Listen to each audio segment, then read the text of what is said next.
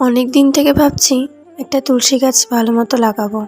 না, তুলসী গাছ বাড়িতে আছে, কিন্তু ঠাকুর ঘরে রাখার জন্য একটা তুলসী গাছ লাগাবো। তাই টব খুঁজছিলাম ছোট্ট দেখে একটা, কিন্তু কোথাও আর পেলাম না, এইগুলো বড়। তাই খুঁজতে খুঁজতে দেখতে পেলাম একটা ছোট্ট টব ভিতরে পড়ে আছে। কোথায় কোথায় ওই যে দেখো একদম ভেতরে পড়ে আছে। আর এই টবটার অবস্থা যা তা হয়ে আছে, কিন্তু এটাই ছোট্ট টব তুলসী ঘর গাছ লাগানোর জন্য, ঠাকুর ঘরে রাখার জন্য আর কি। বা টবটার অবস্থা দেখেছ? যাই হোক, টবটাকে পরিষ্কার করে এটাতেই আমি তুলসী গাছ লাগাবো।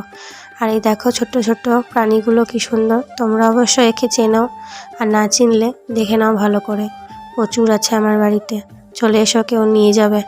যাই হোক, টবটাকে ভালো করে ঘষে মেজে রগড়ে একদম পরিষ্কার করে নিলাম, ঝাঁকানাকা করে যতটা সম্ভব পারলাম পরিষ্কার করলাম।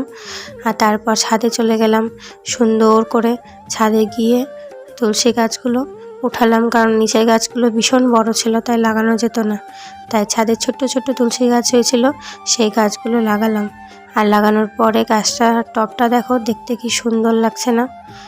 আর তারপরে টবটাকে আমি এখানে একটু শুকোতে দিলাম, কারণ টবটা ভালো মতো শুকোনো হয়নি। আর তারপর নিচে চলে এলাম, আর নিচে এসে গোপালের কাছে টবটা আমি রেখে দিলাম। আর এই মাসে, দামোদর মাসে তুলসী গাছ ঘরে রাখতে হয়, তাই এটা আমি রেখে দিলাম।